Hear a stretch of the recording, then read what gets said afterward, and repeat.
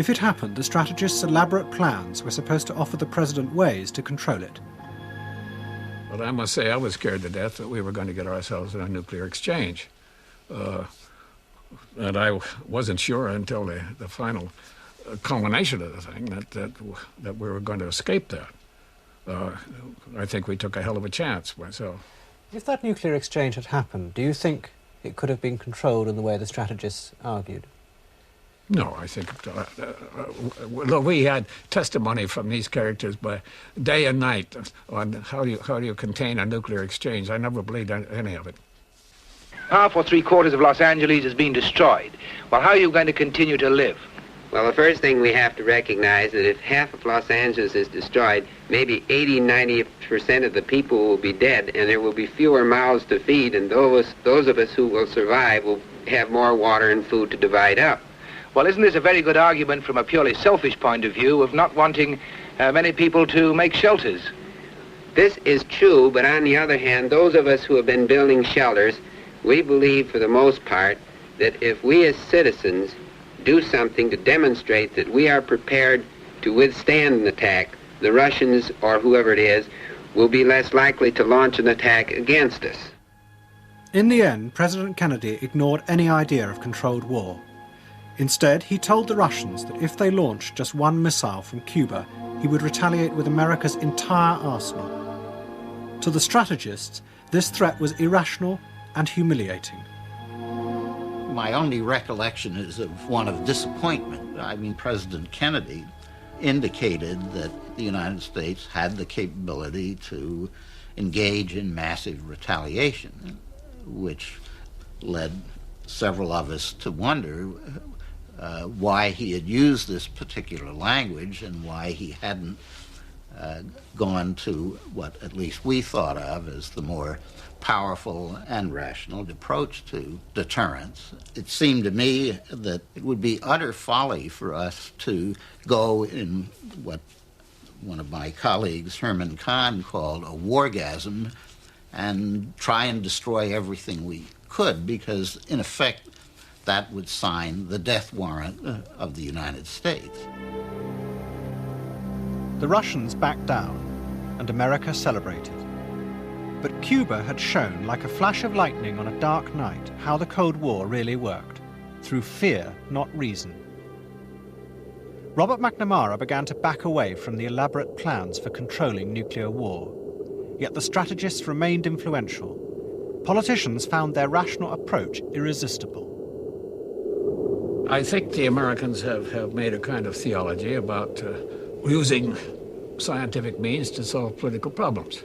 The belief that this is a kind of substitute for religion, that you turn to these mysterious forces which we're now begun to harness for the first time, and we can use them, and therefore we become a master of everything, and we don't have to worry about other things. Society is a place where every child can find knowledge to enrich his mind and to enlarge his talents.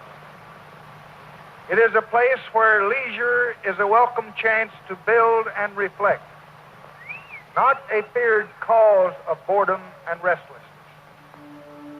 It is a place where the city of man serves not only the needs of the body and the In 1964, President Johnson promised a new approach to government, which would solve deep-rooted social problems, such as poverty. Its architects were to be the systems analysts from RAND. President Johnson had a vision of a society which would be glorious. And he saw in the analytical strength, the rationality that was being applied in some of the military problems, an aid, a force that could be applied also in the civilian areas. And so we were apostles. We were apostles of rationality. We were to go out and apply those techniques and methods of thinking to civilian problems, to bring to bear systematic, rational thinking to them. And we believe that they were solvable problems. They were not insoluble. On the president's orders, many of the men who had gone from RAND to the Pentagon now moved on into other areas of government. They had become all-powerful courtiers in an age of reason. Their methods were being used to build a better world in America. As their power increased, so did their ambitions. Their techniques, they said, could even predict the future. Control, 20% probability. 0, 1, yes, here's the unlikely event that became true, and I just go on through the others the same way. This is not a crap game. It's a serious game. Rolling the dice is Dr. Olaf Helmer of the RAND Corporation. He is conducting a simulation exercise. A panel of experts has studied a list of possible 21st century developments, from personality-controlled drugs to household robots. They have estimated the numerical probability of each. The current fascination of a new intellectual breed, the futurists. So we wind up with a world which has the following features. We have fertility control, 100-year lifespan, controlled thermonuclear power, continued automation, genetic control, man-machine symbiosis, household robots, wideband communications, opinion control, and continued urbanization. I would guess in 100, and certainly less than 200 years, if things go at all well, 90-95% of the world's people will be living at higher than current American standards of living. You know, men will go from everywhere poor, everywhere in danger of hunger, starvation, to a life in which the technology largely insulates you from nature. But at the very moment when the men from RAND were promising America a utopia, their whole approach was about to meet its nemesis.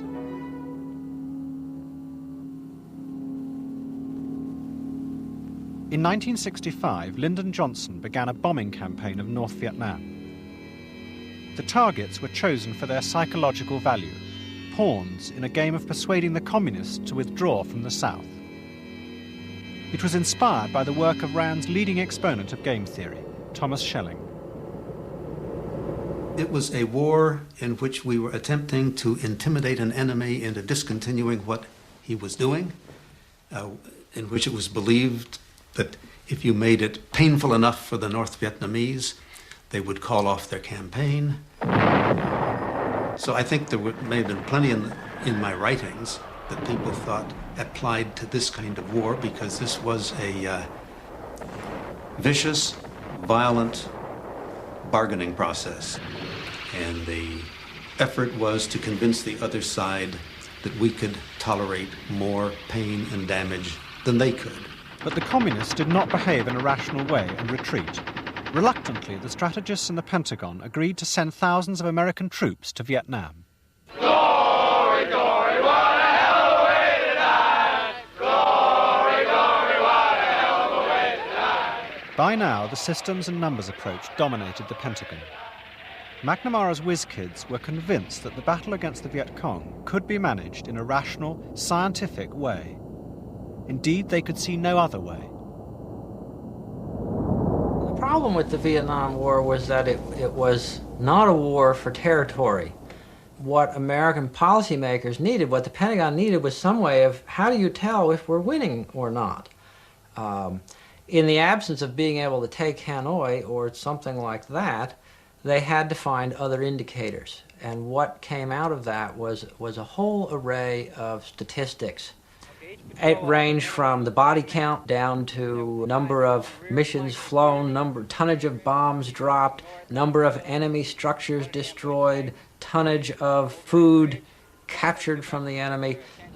This is a chart that was used by one of the think tanks to demonstrate how to neutralize an enemy village, showing a flow of how action can be taken to neutralize enemy force.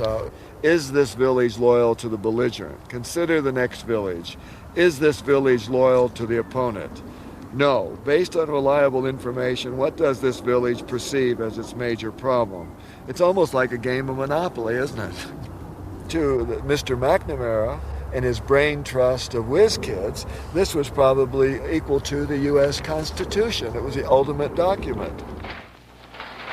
If one thinks of political and military aggression, I will tell you, for example, that long sessions that we used to have on Vietnam, when McNamara would be urging a certain measure, and the president would say, well, Bob, what do you think the chances of success are?